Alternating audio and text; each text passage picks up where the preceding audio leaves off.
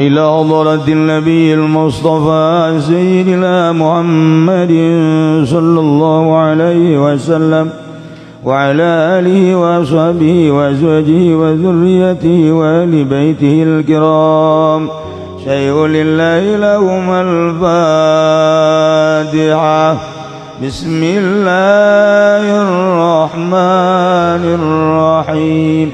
الحمد لله رب العالمين الرحمن الرحيم مالك يوم الدين إياك نعبد وإياك نستعين اهدنا الصراط المستقيم صراط الذين أنعمت عليهم غير المغضوب